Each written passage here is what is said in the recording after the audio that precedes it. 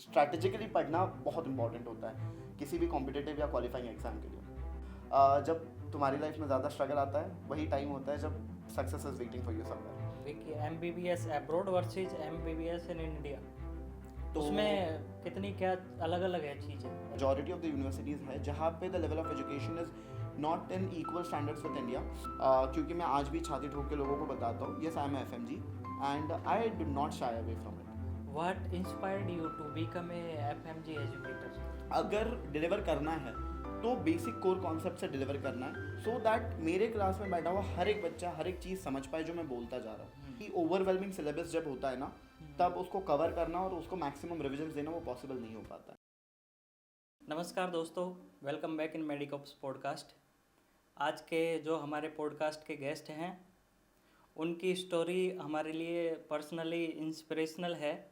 वो खुद उन्होंने अपनी MBBS अब्रॉड से की है और करंटली अपना PG सर्जरी ब्रांच से कर रहे हैं और करंटली टॉप एजुकेटर है फॉर FMG स्टूडेंट्स।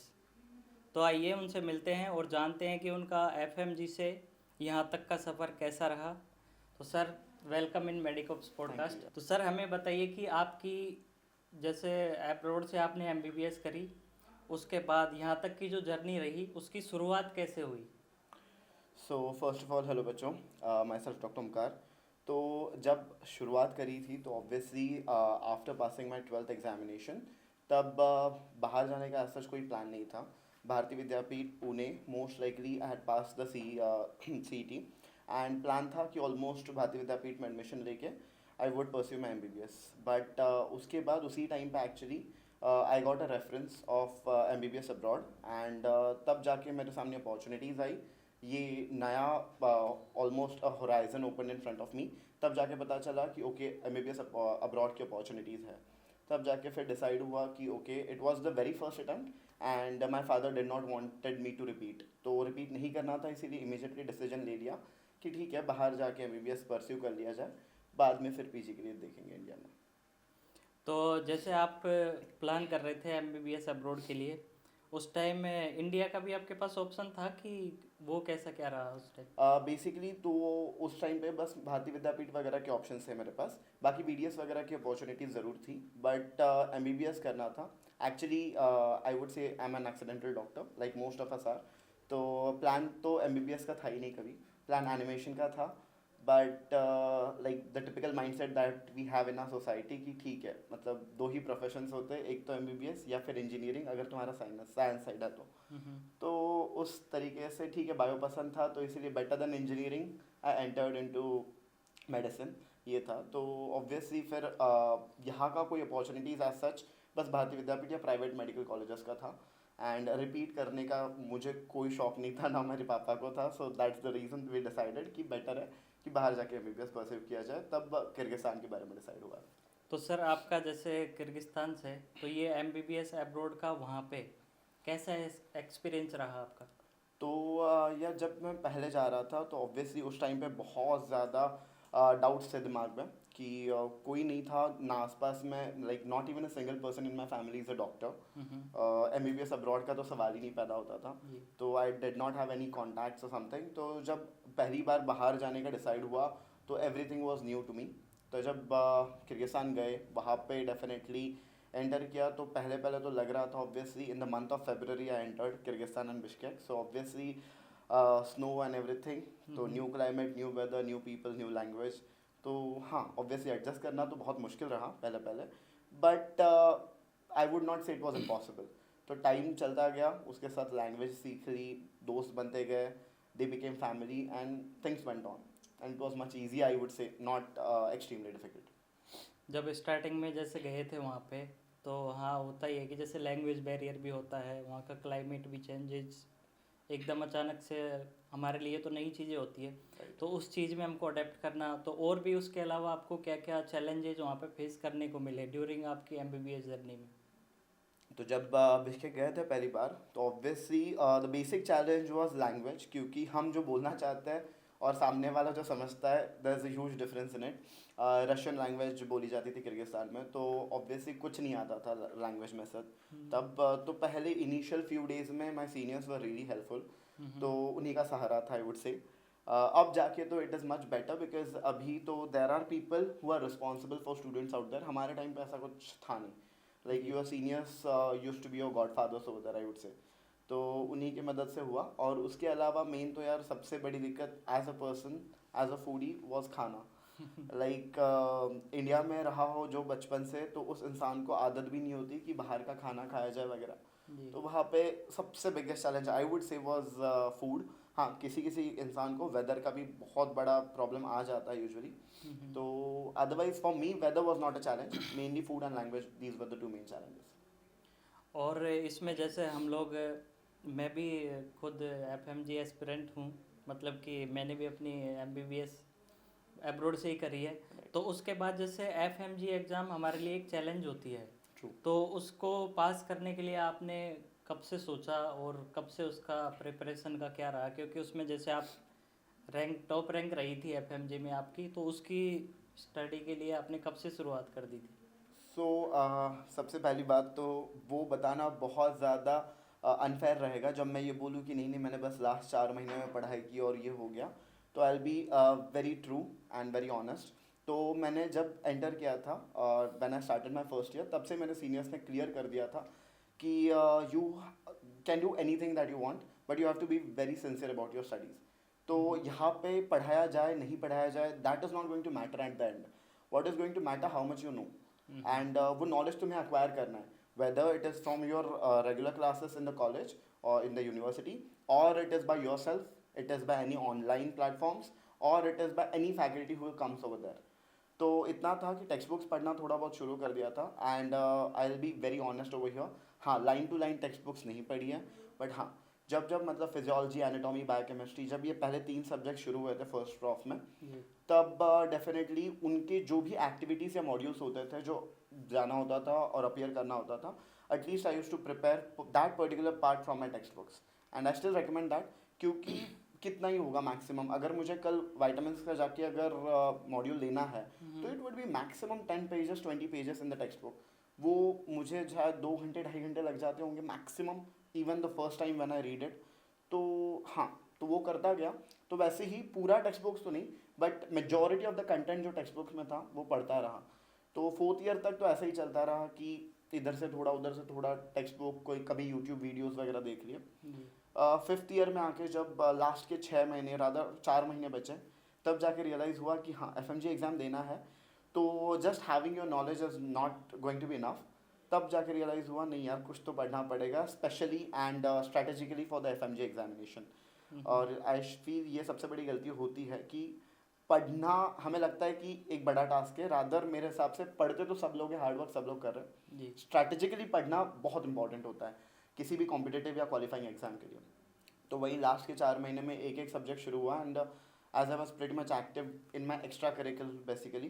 तो आमसा किर्गिस्तान जैसी ऑर्गेनाइजेशंस वगैरह थी जिसमें आई वॉज रीडिंग, तो पढ़ाई का टाइम तो एज सच कभी मिला नहीं, बट हाँ एक सब्जेक्ट मैं लिटरली करके आया था, nobody would believe that, that was FMT basically.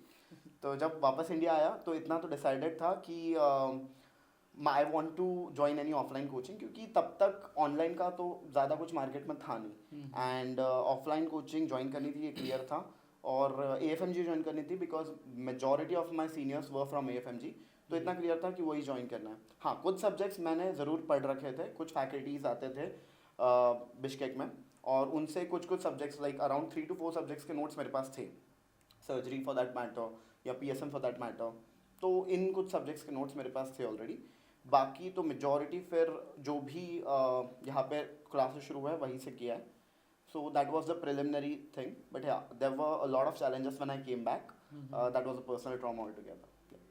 तो जैसे आप वहाँ से कंप्लीट करके आए थे, जैसे आपने बताया कि कम्प्लीटली एफएमटी थी, उसके बाद बाकी आपके पास कितना टाइम था और उसको कवर करने में? जैसे ऑफलाइन आपने एएफएमजी कोचिंग ज्वाइन करी, तो उस कोचिंग का उसमें कितना इम्पेक्ट रहा, वो बताइए। तो अब सबसे पहली बात तो ये थी कि जब मैं वापस आया तो most of the students of mine know कि यूजुअली मैं आया था 2 फरवरी 2020 को।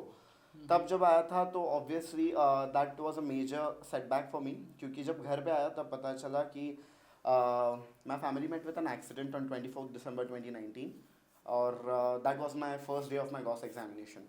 And in that accident, in that tragic incident, I lost my elder sister, who was the closest to me, and my 3-year-old niece of another sister. तो obviously that was a setback. वो मुझे तब जाके पता चला when I return back to India, when I entered my house. तो या till that time my friends, family, everybody, my relative supported us all. But उसके बाद फिर फैमिली को सेटल डाउन करने में मुझे 1 महीना लग गया. एंड तब जाके मैं ऑलमोस्ट मार्च में आई केम बैक टू दिल्ली, क्योंकि ये तो डिसाइडेड था फैमिली की तरफ से भी कि तुम दिल्ली जाओगे और प्रिपेयर करोगे, बिकॉज दैट वॉज माई डीज ड्रीम एज वेल. तो फिर जब मैं मार्च में आया दिल्ली, इट वॉज नियरली 17 और 18 डेज. तब कुछ सब्जेक्ट्स अटेंड किए मैंने ऑफलाइन AFMG कोचिंग में. और उसके बाद लिटरली लॉकडाउन हैपन. तो फर्स्ट लॉकडाउन फॉर कोविड-19, 22 March I feel it was the very first lockdown. उसके बाद फिर 24 से कंटिन्यूस लॉकडाउन लगा था, if I am correct with the dates. या तो तब अचानक से it was a setback for everyone कि अचानक से अब तक जो ऑफलाइन चल रहा था वो अचानक से ऑनलाइन शिफ्ट करना. Even for the coaching institutes it was a major setback. But still doctor Vikas in AFMG managed it quite well. तो जितने भी सब्जेक्ट्स हमारे बचे थे वो all of a sudden online record करने लगे फैकल्टीज हमारे लिए. कुछ सेशंस जूम पे कंडक्ट कर लिए गए. तो या we were in a state जब हमने अपना मई तक सिलेबस ऑलमोस्ट ख़त्म कर लिया था. तो कुछ सब्जेक्ट्स मैंने अपने आप से किए थे, I would not say that कि हाँ, कुछ सब्जेक्ट्स मैंने खुद से कर लिए थे. बाकी मेजॉरिटी ऑफ द सब्जेक्ट्स जिसमें मुझे डिफ़िकल्टी थी वो AFMG से फैकल्टी से करता रहा मैं. एंड मई में एक बार सिलेबस खत्म हो गया, उसके बाद I made sure that without a revision I will not go home. तब तक क्योंकि एग्ज़ाम डेट की अनसर्टनिटी थी, पता ही नहीं था. आज जैसे हालत है वैसी ही थी कि एग्ज़ाम डेट कभी पता ही नहीं चलती थी. तो और कोविड था तो पता ही नहीं था कि एग्ज़ाम होगा भी या नहीं होगा और कब होगा. तो वो डेट्स पोस्टपोन होती रही. मई से जून, जून से जुलाई, जुलाई से अगस्त, जाके 31 अगस्त 2020 को एग्ज़ाम डेट डिसाइड हुआ था. तो मई से जून 12 तक I did my first revision and then I went home. Though we were struggling in Gautam Nagar obviously. खाने से लेके हर चीज़ में स्ट्रगल हुआ उस टाइम पे. बट आई फील जब तुम्हारी लाइफ में ज़्यादा स्ट्रगल आता है वही टाइम होता है जब success is waiting for you somewhere. तो जो भी लोग ज़्यादा स्ट्रगल कर रहे हैं लाइफ में, इतना याद रख लो कि success is very near to you. क्योंकि तभी ज़्यादा स्ट्रगल्स होते हैं. जिनकी लाइफ बहुत आराम से चल रही है ना, they are not going to achieve more as of now. ठीक है. तो that was the time and after that I went home. तो जितना भी टाइम बचा था उसके बाद I had to open my shop. तो पापा क्योंकि एल्डरली थे तो I did not want him to get expose. तो ग्रॉसरी शॉप थी घर पे. तो ऑलमोस्ट 9 to 5 हर रोज़ शॉप वगैरह खुलती थी. मम्मी का एक्सीडेंट हुआ था तो mummy was not well.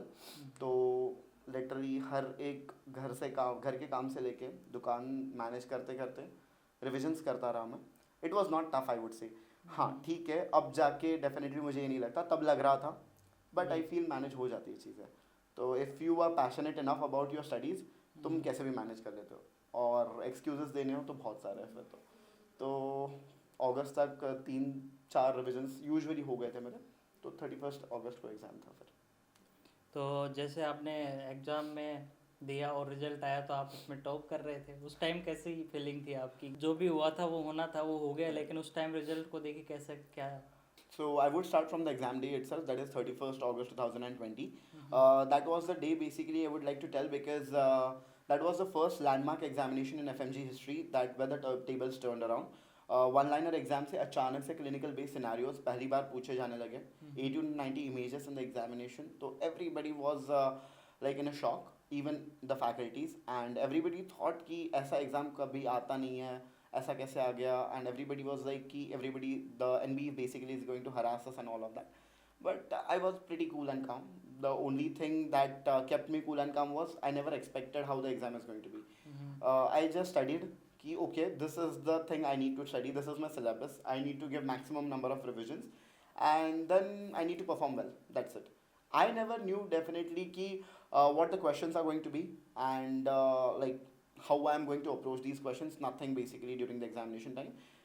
Whatever questions came my way, I tried to get the best out of it. So that was my approach during the examination, and I feel when you are calm and composed during the examination, then you get the best results. Right. So that was the thing. And then when results came out, all of a sudden on 12th of September, I fondly remember that 12th of August, sorry 12th of September rather. And on 12th of September when the results were out, I was just having my tea in the evening with my family, and all of a sudden I like saw a lot of PDFs coming in the Telegram group. So that is the time I opened the PDF, and then I saw, okay, like I immediately took out my admit card, and I checked it. So it was 221 on the score, 221 in the list, and I was shocked. Ki, this is not possible because nobody's sure that they are going to pass. The passing percentage I saw, it's 9%, and like I like could not believe my eyes itself. So I asked my sister to recheck. She rechecked thrice, and then I shouted and then I screamed, "Ki, okay, I've passed." So yeah, the first thing that I did was suddenly ran up to my these photo, and yeah, that's it. जी। तो जैसे आपकी journey में एएफएमजी का role शुरू से ही रहा है, Right. आपने ज्वाइन करी एएफएमजी ऑफलाइन, उसके बाद आप उसी में एजुकेटर हो, तो वहाँ से जैसे एज ए स्टूडेंट से True. यहाँ तक की जो जर्नी रही आपकी एजुकेटर उसी सेम इंस्टीट्यूट में, ये कैसा सफ़र रहा आपका? So I would say that's a whole circle. बोलते हैं ना कि life is a whole circle. Where you start, you end over there. तो वही हुआ इसमें. And I feel Dr. Vikas and AFMG has a very major role to play in this. Uh, a person who was very shy, who have never might have thought कि basically I would be an educator, I would be sitting in those chairs in front of such a large audience, or like a group of students and teaching them. Yeah, accidentally I went up over there. Actually, when I started my internship, at that time I was approached by FMG to prepare some grand tests, some questions, the image banks which you see now, and like some revision classes. So I started as a tutor or a mentor in AFMG, and then since then they have been supporting. They have been truly supportive during my internship days when I was facing financial crisis. This was a great relief because I came to Delhi because I wanted to work alongside. But yeah, I did not have to work because AFMG was there to support, and I kept on teaching, and like financial help I got from them, and same time pe I kept on improving, obviously with the content, with the delivery and everything. So a lot of people ask me like, how did you approach your NEET PG and everything? So I always say I don't have an answer for that, because I was just doing my internship and alongside I was teaching. So obviously for teaching I had to be prepared. So I just used to prepare for my classes, and eventually it helped in the NEET PG examination as well. So like they provided me opportunities, so I started teaching, usually ENT first, and then I started with surgery. So it's been almost a span of 4 years now. I have been in the industry. Yeah. वो sir जो आपका जो QRS session था वो भी मैंने join किया था आपका ऑफलाइन यहीं दिल्ली में। उसमें आप एक चीज़ बोलते रहते थे कि बेटा ये सरकारी क्वेश्चन है इसको छोड़ के नहीं जाना। तो मतलब वो जो आप ऐसे बोलते हो ना, वो चीज़ें ऐसे क्लिक होती है ना माइंड में कि हाँ यार, और वो एक वर्ड जैसे यूज करते हो कि आपकी ये सरकारी क्वेश्चन है, वो दिमाग में एक अलग ही क्लिक करती है। और जैसा कि उसका जो सर्जरी आपने चूज करी उसके पीछे का क्या रीज़न था? फिर आप जैसे ईएनटी आपने पढ़ाना स्टार्ट किया, चूज आपने सर्जरी करी, फिर उसके पीछे का क्या रीज़न? बेसिकली उसके 2-3 सवाल एक साथ है, तो मैं एक एक करके टैकल करता हूँ। तो फर्स्ट थिंग इज सरकारी questions, so that has become a tagline now. तो मैं जहाँ भी जाता हूँ, बिफोर आई से this is a common question, सामने से जवाब आ जाता है सरकारी क्वेश्चन नहीं है। तो I feel I am pretty grateful for that. तो वो ऐसे ही शुरू हुआ था कि जो कॉमनली रिपीटेड टॉपिक्स है या कॉमनली रिपीटेड क्वेश्चन है यूजुअली, तो उसको सरकारी बोलने का ऐसे ही एक्सीडेंटली शुरू हुआ था। तो तब से वो चल ही रहा है। And quick revision sessions basically QRS में, तो I never expected the kind of response and love I get now, तो it's been overwhelming for me now. दूसरा जो क्वेश्चन था कि ईएनटी पढ़ाना स्टार्ट किया था, तो ENT was just mere love for the faculty, I would say, because while I was preparing during my college days, I had attended Dr. Dhawan's lecture for ENT in Delhi itself. So obviously that was the only thing when I was approached for ENT. So I said yes, okay, that's fine. Like I'm pretty comfortable with that subject, so I would start teaching, no issues with that. So since then he has been very supportive. I have never seen a faculty like being so supportive to a faculty from the same subject. So yeah, initially when I started teaching, he was very very supportive at that time. But ENT was never my cup of tea basically. I always thought surgery is the one. Since I started with my MBBS, उसके पहले तो plan ही नहीं था. जी but जब से MBBS start किया था तब से इतना तो था कि जब तक वो ग्लव्स पे खून नहीं लगता है तब तक मज़ा नहीं आता है. जी तो that was the only thing basically जिसकी वजह से surgery was the only plan with me. I never had any other options like even when I got a good rank in NEET PG, I would have got other branches too. But कभी और branch के बारे में सोचा ही नहीं था. Like top to bottom usually people fill up a lot of branches right. मेरा तो टॉप से बॉटम सर्जरी ही था. अलग अलग कॉलेजेस थे बट सर्जरी ही था. तो that was pretty sure with me कि लेना है तो सर्जरी लेना है. And when I started teaching I have almost taught every subject in the QRS or in the revision sessions. The kind of love I've got for surgery or the kind of response that I've got for surgery, I've never received for any other subject. Because I know surgery is a complex subject, but complex चीज़ों को और simple बनाने में अच्छा लगता है. And जब मैं उस चेयर पे बैठता हूँ तो I know from where I have come from. तो जब कोई एफ आता है या कोई भी बच्चा आता है पहली बार जिसने शायद जनरल सर्जरी के बेसिक्स नहीं पढ़े हो, तो वुंड रिपेयर से लेके उसको सर्जरी तक ले जाना, that journey which is there, it is very fascinating. क्योंकि जो बच्चा जिसको पता ही नहीं था कि वुंड रिपेयर का प्रोसेस क्या है, उस टाइम से लेके जब वो लिटरली सर्जरीज के प्रोसीजर्स वगैरह में इंटरेस्ट लेने लगता है, कॉम्प्लिकेशंस बताने लगता है, I feel that process is quite satisfying for me and for the student too. तो surgery is a subject which may be easy in terms of studies and all of them, but जब पढ़ाना हो तो जितना simplify कर सको उतना simplify करना पड़ता है. जी and the only thing that I have been trying since that day is this.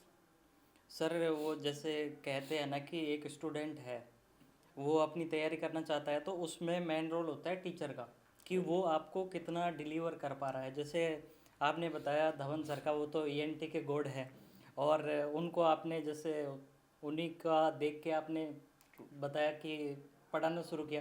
तो उस टाइम धवन सर का कुछ ऐसा रेस्पॉन्स क्या था उस चीज़ में कि अब धवन सर का ही स्टूडेंट उन्हीं की चीज़ से पढ़ के मतलब स्टूडेंट्स को उसी वे में उस तरीके से डिलीवर करने लगे, तो उस time The only thing that I told you कि I was shocked with that because I never thought a faculty would support me in that way. But yeah, the two faculties I would like to admire for this would be Dr. Dhawan and secondly Dr. Vikas, because Dr. Vikas always there, who stood rock solid behind me, and Dr. Dhawan because he appreciated the smallest effort that I took, and he still keeps on checking on me कि what is happening with my life and all. So I feel that's great to have such mentors in your life. तो तब sir की तरफ से तो कोई response मुझे as such कभी नेगेटिव तरीके से कभी नहीं आया है. एंड स्टूडेंट्स की तरफ से ऑब्वियसली इनिशियली एक्सेप्ट करने में सबको दिक्कत होती है, but after I start teaching तो यूजुअली अटेंडिंग 2 hours और 4 hours ऑफ अ सेशन, उसके बाद they get comfortable. Then they think कि ओके कि अगर समझ में आ रहा है तो दैट्स फाइन. तो या तो जैसे कि सर, अब मैं थोड़ा और पीछे जाना चाहूँगा. हम लोग जैसे ऐसे कहते हैं कि अब्रॉड में एमबीबीएस और वर्सेस इंडियन एमबीबीएस, तो उसमें आप कैसे मतलब डिफरेंशिएट करना चाहोगे कि MBBS abroad versus MBBS in India, तो उसमें कितनी क्या अलग अलग है चीज़ें, ऐसा कुछ?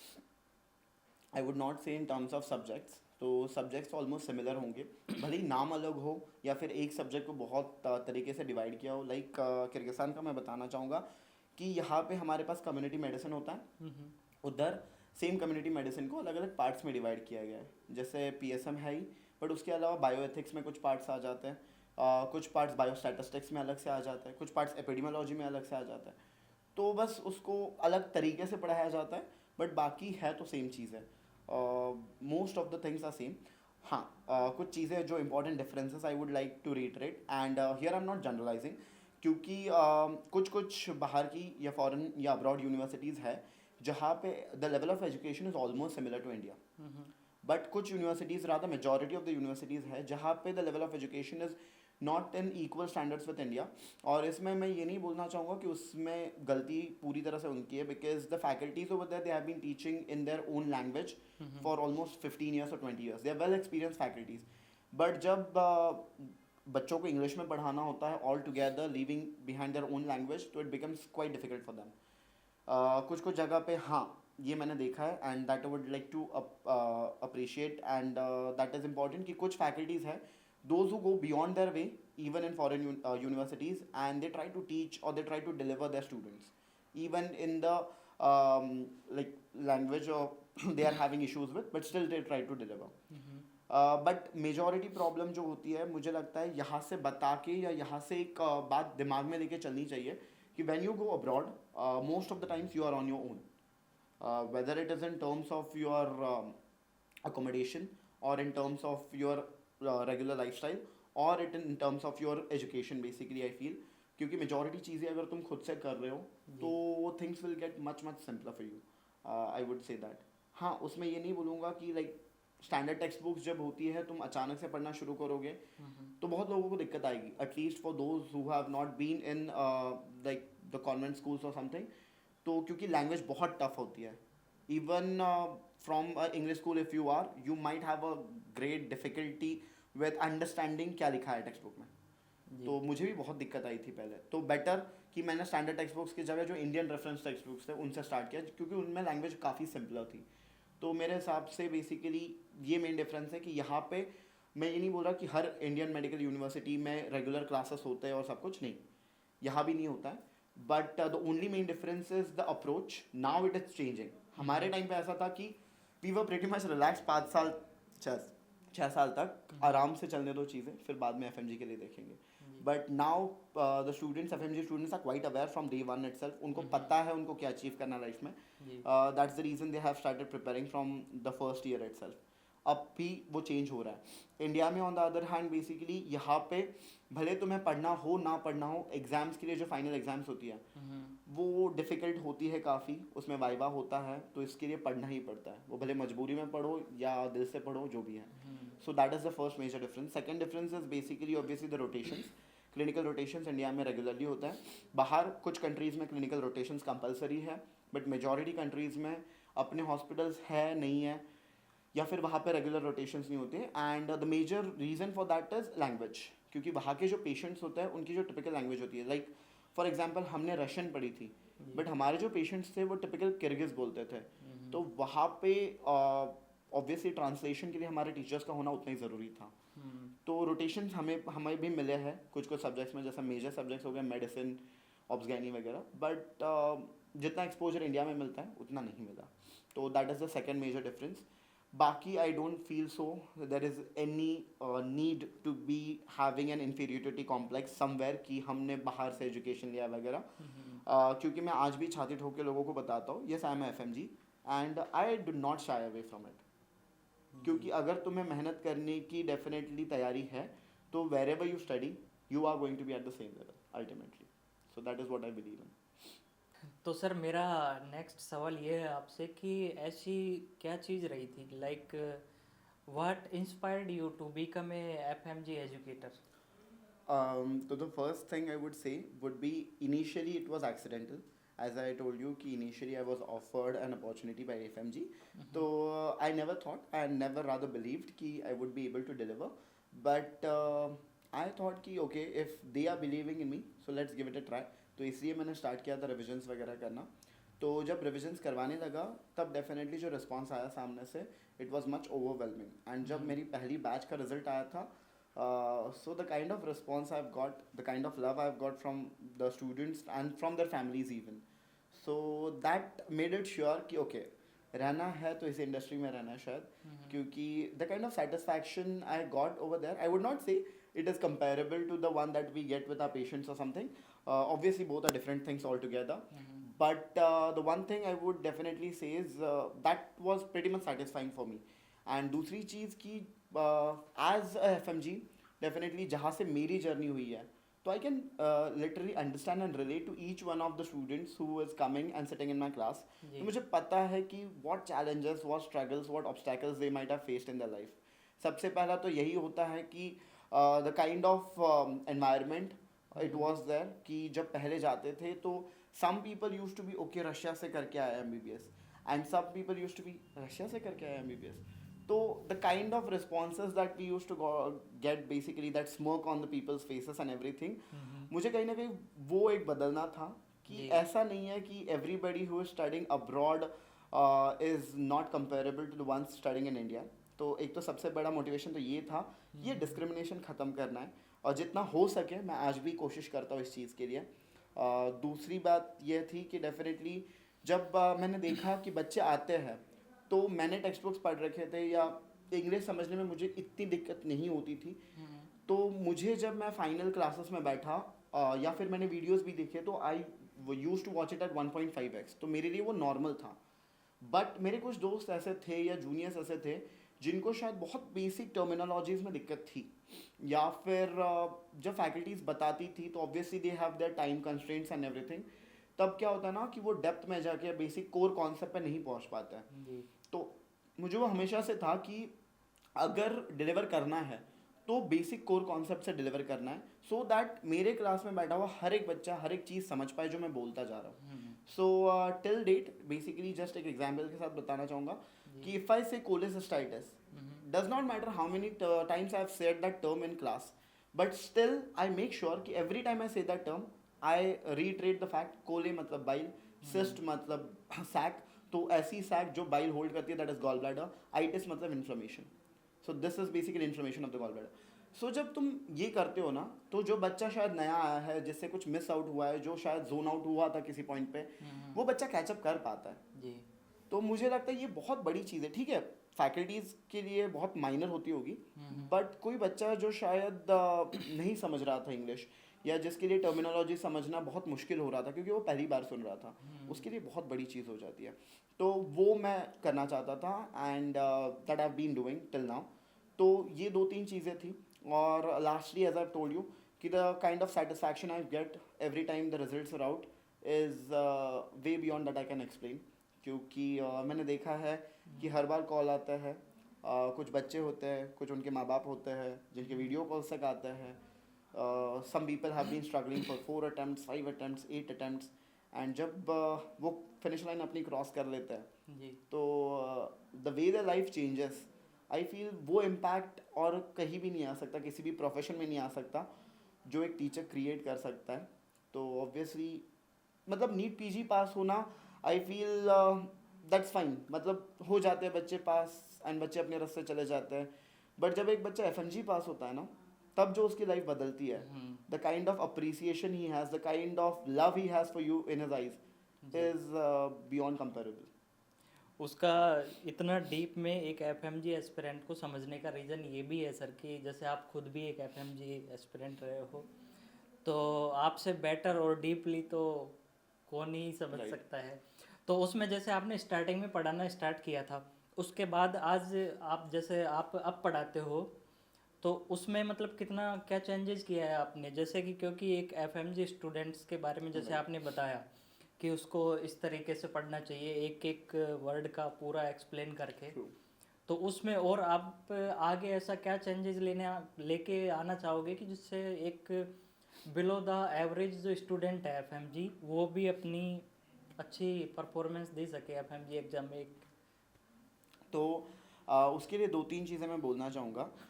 एक बात मैं हमेशा बोलता हूँ when I start my classes for FMG या फिर क्वालिफाइंग एग्जाम्स के लिए, और वो सबसे पहली बात मैं ये बोलता हूँ कि at this point of time जब तुम एग्जाम के लिए प्रिपेयर कर रहे हो, not during your UG days, मैं एग्जाम की बात करूँ, तब the first thing that you have to keep in mind, you have to be a jack of all and master of none.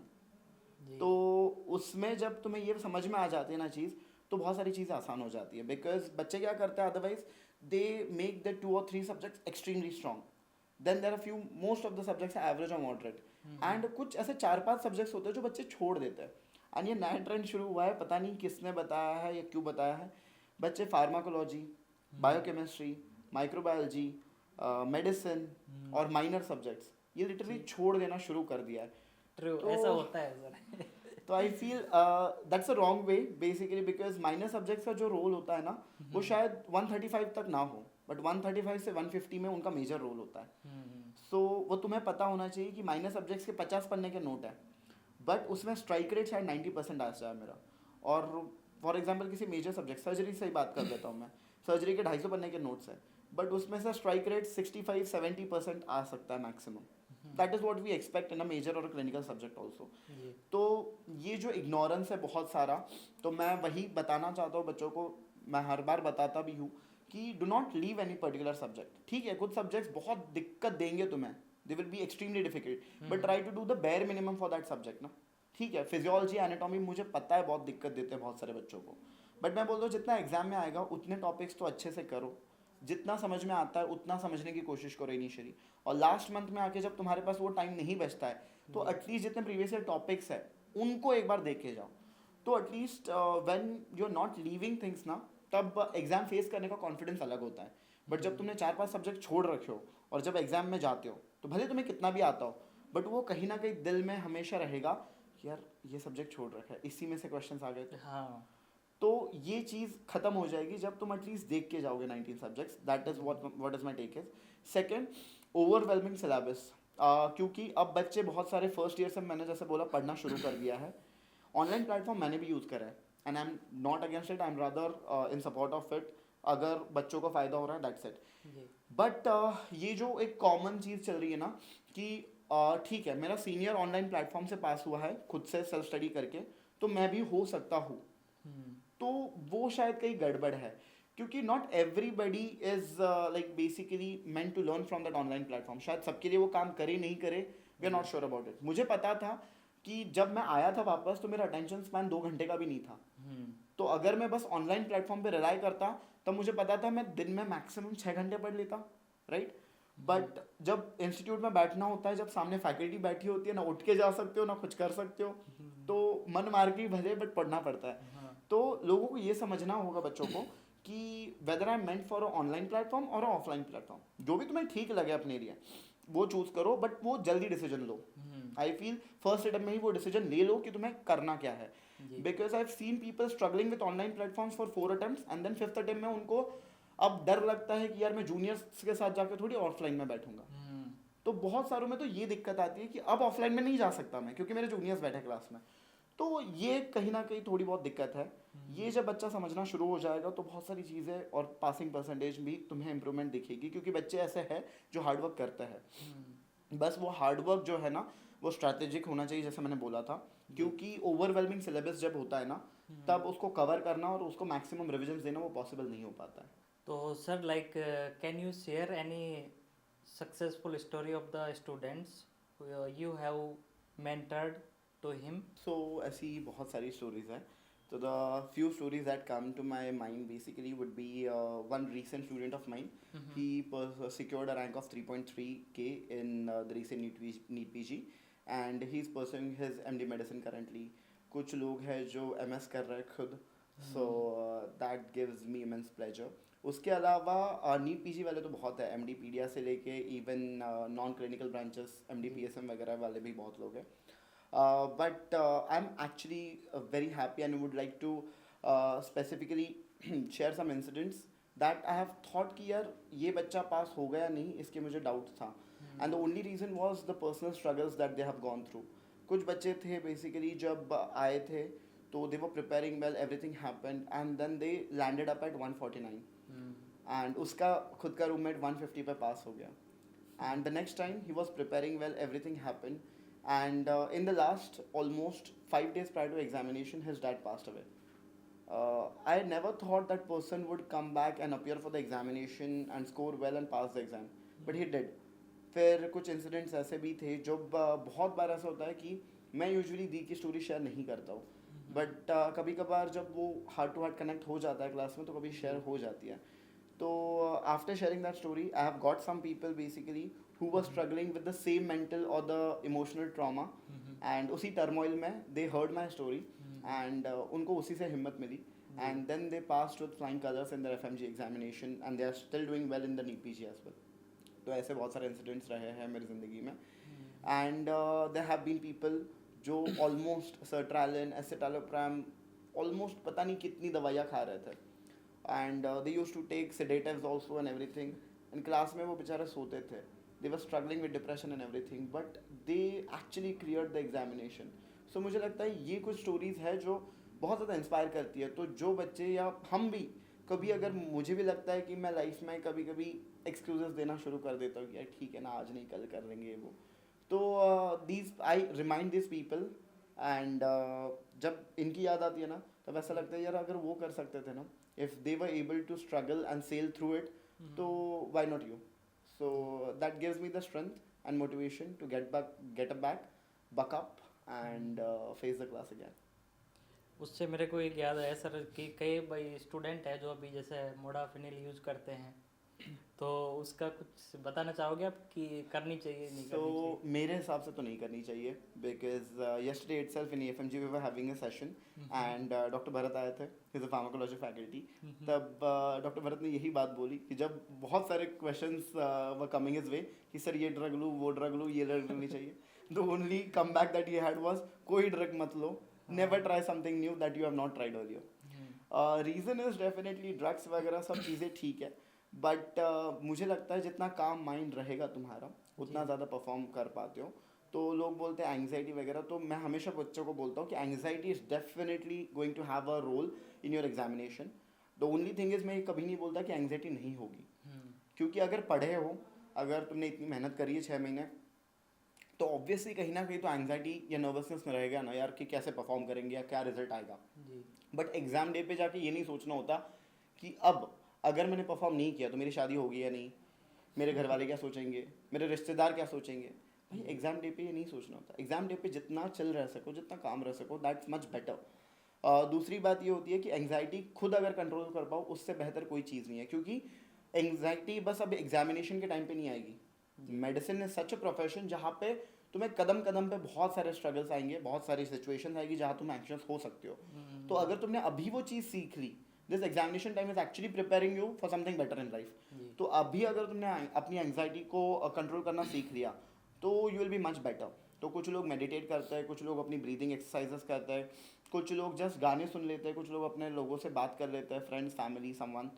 तो उससे मुझे लगता है this is the best way to curb down your anxiety and to reassure yourself कि I am not less than anyone over here. जितना मैंने पढ़ा उतना काफ़ी एग्जाम के लिए. एंड मोस्ट इम्पॉर्टेंटली कि वो जो बिलीफ होता है ना बहुत लोगों का, मतलब specially those I have scene, it has not happened with me, but most of them who have almost repeated 4 times or 5 times for NEET UG and then have gone abroad, तो उनका वो कहीं ना कहीं अपने ऊपर से बिलीव खत्म हो जाता है यूजुअली. एंड जब लोग तुम्हें बार बार ये बताते रहते हैं कि नहीं ये टफ है, नहीं हो पाता है, ऐसा है वैसा है, तो बच्चा कहीं ना कहीं ये सोचने लग जाता है कि सच्ची मुझ में कोई कमी है. तो ऐसा कभी नहीं होता है. It's just the faith and the trust that you have in your self. मैं बोलता हूँ अगर तुम ही अपने आप पे भरोसा नहीं करोगे तो दुनिया कभी नहीं करने वाली. तो अगर तुम्हें लगता है कि और तुम्हें चाहिए कि अगर मुझे दुनिया मुझ पे भरोसा करे, ट्रस्ट करे, फेथ दिखाए, तो वो स्टार्ट फ्रॉम योर सेल्फ. तो जब वो तुम अपने आप को रिश्योर करोगे तो I feel you will be pretty much confident to face the world.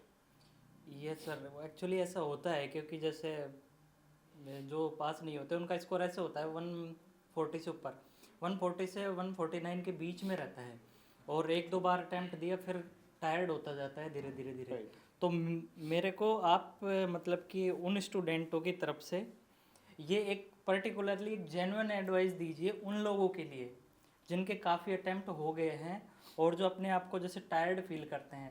कुछ ऐसा बताइए आप कि वो एकदम इसको सुन के अवेक हो जाएं और वो लोग सही ट्रैक पे चले जाएं और अगली बार वो पास होके दिखाएं. So I am well known for this fact कि डॉक्टर ओमकार अच्छे से बात नहीं करते या फिर बहुत ब्लंट हो जाते हैं कभी कभी. But I like to be blunt. The reason is अगर वो मेरे ब्लंट होने से या मेरा कुछ बुरा बोलने से अगर तुम्हारा भला हो रहा है ना, तो आई डोंट केयर. गालियाँ देनी है दे दो, कोई दिक्कत नहीं है. But I feel long term पे अगर तुम्हारा बेनिफिट हो रहा है तो that is what I want and that comes from my heart. तो सबसे पहली बात तो कि जिन लोगों को ये लग रहा है कि those my heart reaches out to those every time when I see someone getting stuck between 140s and 149. Reason is ऐसा नहीं है इन बच्चों में टैलेंट नहीं है, इन बच्चों में टैलेंट है. ऐसा नहीं है कि हार्डवर्क नहीं है, हार्डवर्क भी किया था. कुछ ना कुछ इंसिडेंस ऐसा रहा होगा जिसकी वजह से दिक्कत आई है. कोई सिली मिस्टेक्स रही होंगी, एंग्जाइटी रही होगी, लक फैक्टर एक मैटर करता है. I definitely say that works. And इसके अलावा कभी कभार हो जाता है कि एग्ज़ाम डे पे बैठ के जितना अगर तुम काम डाउन नहीं हो तो ऑब्वियसली गलतियाँ होना तो ऑब्वियसली लाजमी है. बट किसी का नसीब चल जाता है तो 150 155 से पास हो जाता है, किसी का नहीं चलता वो बेचारा 145 to 149 में अटक जाता है. तो इसमें सबसे पहली बात ये करनी है कि जब ऐसे मार्क्स आता है तो I no you have studied, but एक बात खुद को रीइंफोर्स करवानी है कि ऐसा नहीं कि मेरी गलती नहीं है. रीज़न आई हैव सीन कि एक्सेप्टेंस कम है थोड़ा, कि मैंने तो पढ़ा था, मुझे सब आता है, मेरे सब सब्जेक्ट्स हो रखे थे, तो भी मैं पास नहीं हुआ. एक तो लक, दूसरा एनबी, इनको डेफिनेटली ब्लेम करना बहुत आसान है. What is more difficult is to accept and digest that fact कि ठीक है मेरे में कहीं कमी रही होगी ना. जी. मैं मानता हूँ 3 क्वेश्चन तुम्हारे सिली मिस्टेक्स है, 10 क्वेश्चन तुम्हारी सिली मिस्टेक्स थी, बट बाकी 140 क्वेश्चन तो बच्चे गलत हुए थे ना. तो उन 140 में से कुछ ना कुछ तो सही हो सकते थे. So that is what I expect कि सबसे पहली बात तो ये डाइजेस्ट करना है कि ठीक है गलतियाँ हुई है, दैट्स फाइन, हर एक से होती है, बट मैं इस पर काम करूंगा. जी. तो ये जब एक्सेप्ट कर लेते हो ना बहुत आसान हो जाती है चीज़ें. अदरवाइज क्या होता है ना, मैंने देखा है ये रिजल्ट आने के बाद 1.5 महीना उसमें चला जाता है कि क्या होगा, अब कैसे करूँ, पढ़ाई नहीं हो रही, हिम्मत ये वो, तो 1.5 महीना उसमें गया. अगले 2 महीने में चलो सोच लेते हैं, बट स्ट्रैटेजी नहीं होती है. या ऐसा लगता है हर एक नोटबुक उठाएंगे 149 थे जिसके, तो पन्ना पलटने पे लगता है ये तो आता है, ये तो आता है, ये तो आता है. अब लगता इस वजह से है कि ऑब्वियसली तुमने पढ़ी हुई है वो चीज़ है, बट उसकी वजह से क्या हो जाता है, वो नेगेटिव रीइंफोर्समेंट हो जाता है कहीं कि यार सब आता है तो भी मैं फेल हो गया, तो ऐसा नहीं मुझे आता नहीं है, बट ठीक है एंग्जाइटी है या जो भी है. तो वो फिर एक्सटर्नल फैक्टर्स पे ब्लेमिंग वापस शुरू हो जाती है. तो वो 2 महीने में रेगुलर स्टडीज़ होती नहीं है, जिस वजह से फिर लास्ट में आके फिर शॉर्टकट्स ढूंढना शुरू हो जाता है. सबसे बड़ी दिक्कत आजकल की कि अपने नोट्स छोड़ के यूट्यूब, पीडीएफ्स, टेलीग्राम, इन चीज़ों में बिलीव करना कि ये चीज़ें मुझे पास करवा देगी is the biggest mistake, not I rather से ब्लंडर. क्योंकि अगर शॉर्टकट से हर एक बच्चा पास हो जाता तो ऑब्वियसली एफएमजी का पासिंग परसेंटेज अराउंड 70-80% होता. बट अगर कम है तो उसका मेन रीज़न है क्योंकि बच्चे पढ़ते तो अपने नोट्स से है, बट जब रिवीजन का टाइम आता है ना तो नोट्स उनको ओवरवेलमिंग लगने लग जाता है. उस चक्कर में उनको रिप्लेस करके कोई ना कोई शॉर्टकट्स उठाया जाता है. Even when I take QRS, मैं पहली बात ये बोलता हूँ कि this is not a substitute, this is a supplement to your preparation. जी. तो ये समझना बहुत मेजर चीज़ है basically, I would say that. Second problem is वो मोटिवेशन ख़त्म हो जाना या खुद पे भरोसा ख़त्म हो जाना कि नहीं मैं नहीं कर सकता, या मेरा नसीब ही ख़राब है बहुत सारे अटैम्प्ट के बाद, या घर वालों का सपोर्ट. इसीलिए मैं एग्जाम्स के बाद कभी कभार जब मुझे बहुत सारे मैसेजेस आए थे, लास्ट टाइम ही जब बहुत सारे मैसेजेस आए थे, तो मैंने पेरेंट्स के लिए बेसिकली एक वीडियो बनाई थी यही कि अपने बच्चों पे भरोसा ख़त्म मत करो. ठीक है, तुम्हें पता है, अगर आपको पता है कि आपके बच्चे ने या बच्ची ने मेहनत करी है तो एटलीस्ट सपोर्ट है. आप उससे ज़्यादा कुछ नहीं कर सकते हो, आप उनको फाइनेंशियली और मेंटली सपोर्ट कर सकते हो. और बहुत सारे पेरेंट्स को ये भी लगने लगता है ठीक है, I understand from the point of view also कि हमने इतना सपोर्ट किया है तो भी नहीं हो रहा and all of that, but तो भी सपोर्ट करना बहुत इंपॉर्टेंट है आई फील. और वो फाइनेंशियली नहीं, फाइनेंशियली सपोर्ट तो हर कोई कर देता है. माँ बाप की ज़रूरत वहाँ होती है ना जब मेंटली बच्चा वीक पड़ जाता है, क्योंकि जब मेंटली बच्चा वीक होता है ना तब उसकी फैमिली के अलावा कोई भी भले कितना भी सपोर्ट करे उसको वो भरोसा अपने आप पे वापस नहीं आ पाता है. तो I would always request parents कि अपने बच्चों को रेनफोर्स करवाओ कि ठीक है इस बार गलती हुई है, अगली बार मत कर, बस we are there for you. तो ये 3-4 चीज़ें मेरे हिसाब से अगर करोगे तो ऑब्वियसली कोई दिक्कत नहीं होगी. और चौथी चीज़ एज आई सेड कि स्ट्रैटेजी नहीं होती है. तो जो लगता है कि नोट्स पढ़े थे तो इस बार भी वही सेम नोट्स चलेंगे, बट उसको एनालाइज करना अपनी छोटी छोटी गलतियों को कि कोई बच्चे एमसीक्यूज नहीं करते बिल्कुल, कोई थियोरी नहीं पढ़ते हैं, कोई पीडीएफ से चला रहे काम, कोई यूट्यूब वीडियो से चला रहे काम अपना प्राइमरी सोर्स करके. कोई बच्चे जो है डेफिनेटली अगर कोई सब्जेक्ट नहीं आ रहा तो उसको पूरा छोड़ के चल रहे हैं, और वो 1-2 सब्जेक्ट हो सकते हैं, 4-5 सब्जेक्ट्स नहीं हो सकते जिनको तुम छोड़ रहे हो. तो अपनी कुछ मिस्टेक्स बेसिकली लास्ट टाइम की प्रिपरेशन से निकालो, उनको नोट करो और ये याद रखो कि इनको रिपीट नहीं करना है. तो once you do that I feel your preparation will be much better.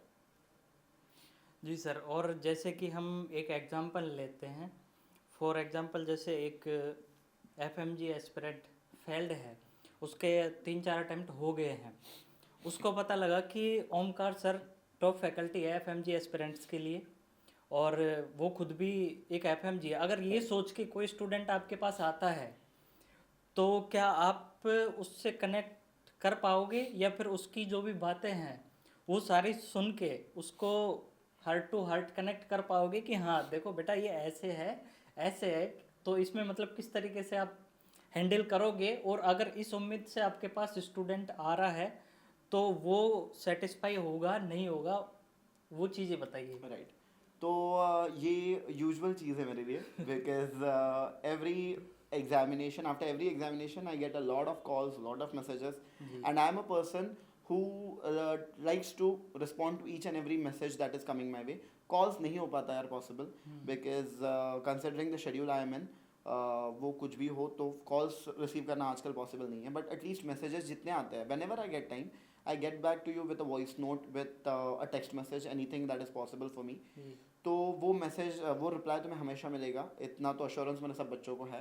The only thing is I would से कि जब वो बच्चा आता है तो सबसे पहले, एज आई टोल्ड यू, जो कमी होती है वो आत्मविश्वास की, कॉन्फिडेंस की होती है। तो एज अ फैकल्टी वो कॉन्फिडेंस वापस से जगाना is definitely a major factor for me, और शायद मेरे लिए वो थोड़ा आसान हो जाता है क्योंकि I know what are the reasons that person is feeling under confident. तो वो चीज़ें मुझे पता है, मैं खुद वहाँ से गया हूँ, मैं भी अंडर कॉन्फिडेंट रहा हूँ बहुत टाइम पे, और मेरी फैकल्टीज़ को मुझे रीइंफोर्स करते रहना पड़ा है कि नहीं तू कर सकता है। So that confidence we have to boost in them, first thing. Second चीज़ जो होती है, उनको मैं वही पूछता हूँ कि गलतियाँ हुई क्या। और जब कोई बच्चा मुझे सामने से अपनी गलतियाँ बताने लगता है ना, आई रियली अप्रिशिएट दैट। मैं अपने कान खुले रखता हूँ और बहुत ध्यान से हर एक गलती सुनता हूँ बच्चे की, तो जी। उसके ऊपर मैं सोल्यूशन दे पाऊँ। वही वही चाहिए होता है एक फेल्ड एफएमजी Right. स्टूडेंट को। बट मैं और एक चीज़ भी कहूँगा, जब तुम जाते हो और 2 रिस्पॉन्सेस देते हो, those definitely can get me angry. एक रिस्पॉन्स कि मेरी कोई गलती ही थी ही नहीं, मैंने 100% प्रिपेयर किया था, कोई गलती थी नहीं मेरी। ऐसा नहीं होता बच्चे, कुछ ना कुछ तो रहा होगा। जैसे मैंने बोला, हम में भी कोई ना कोई लैकिंग, हम भी कहीं ना कहीं लैक किए होंगे, इसीलिए ऑब्वियसली आउट ऑफ किसी के मार्क्स नहीं आते हैं ना, तो कहीं ना कहीं तो लैक होता है, तो वो एक्सेप्ट करते हैं ना, और उनको ढूंढते हैं गलतियों को। तो पहली बात तो ये है। दूसरे वो रिस्पॉन्सेस जब बोलता है कि मुझे पता ही नहीं चल रहा क्या गलतियाँ हैं, तो पता तब चलेगा जब तुम एनालिसिस करोगे। जी। ऐसे रिस्पॉन्स आते हैं तो मेरे पास कमबैक होता है, क्योंकि ठीक है मैं बताऊंगा तुम्हें कुछ गलतियां, तुम उनमें से एनालाइज करो कि तुम्हारे साथ क्या प्रॉब्लम्स हुई है। तो फर्स्ट थिंग इज बेसिकली, कुछ लोग होते हैं, जैसे मैं कुछ लिस्ट करना चाहूँगा क्योंकि दिक्कत वही आती है, मुझे पता है कि कुछ गलतियाँ होंगी, जो बच्चे जिनको नहीं समझ में आ रहा मेरी गलती क्या है, तो उनमें से कुछ पता चल पाए इनको। तो सबसे पहली बात कि सिंगल सोर्स पे स्टिक ना करना, अपने सोर्सेज बार बार बदलते रहना। तो अपनी फैकल्टीज़ पे, अपने नोट्स पे, अपनी इंस्टीट्यूट पे भरोसा रखो। That's the most important advice I would give you. कोई फैकल्टी गलत नहीं पढ़ाएगी तुम्हें, तो ये सबसे बड़ी बात है कि सोर्सेज बार बार मत चेंज करना, सबसे पहली बात। Second thing I would like to tell is basically कि ऐसा कोई बड़ा सा सोर्स चूज मत करो अपने लिए जो तुम्हें पता है कि मेरे से खत्म ही नहीं होगा टाइम से। तो जब फर्स्ट रीडिंग ही खत्म नहीं होगी तो रिविजन्स का तो सवाल ही नहीं पैदा होता है। तो be very cautious while choosing the source in the start itself. तुम ये बीच में आके नहीं बोल सकते, क्योंकि मुझे लास्ट मंथ में ये मैसेजेस आते हैं, सर हमने पढ़ा तो था यहाँ से, अब रिविजन नहीं हो पा रहा, अब रिविजन के लिए हम बदल रहे हैं। तो that is a big mistake I would से, क्योंकि जहाँ से पढ़ोगे वहीं से अगर रिवाइज करोगे तो फोटोग्राफिक मेमोरी डेवलप होगी। तो उसी नोट्स को मैं आज भी अपने पुराने नोट्स को रिवाइज करता हूँ, और शायद पन्ने खुलने लगे अब मेरी हर एक नोट्स के, तो इतनी बार उनको पलटो कि वो छप जाए दिमाग में। तीसरा प्रॉब्लम ये होता है कि जो बस थियरी अक्वायर करते रहते हैं, उनको लगता है बस क्लासेस अटेंड करना रेगुलरली और थियरी लिखना is a very important task. I know that is a important task, but उसके साथ साथ उसको टाइमली रिवाइज करना भी उतना ही इंपॉर्टेंट है। तो जिस दिन तुम दिन भर भले ही 12 घंटे की क्लास करके आए हो, सेम डे जाके रिवाइज करो, दैट्स मोस्ट इंपॉर्टेंट। अगर नहीं रिवाइज कर पा रहे हो तो जिस दिन ऑफ मिल रहा है, जिस दिन टाइम मिल रहा है, try to cover it up, try to catch it up as early as possible.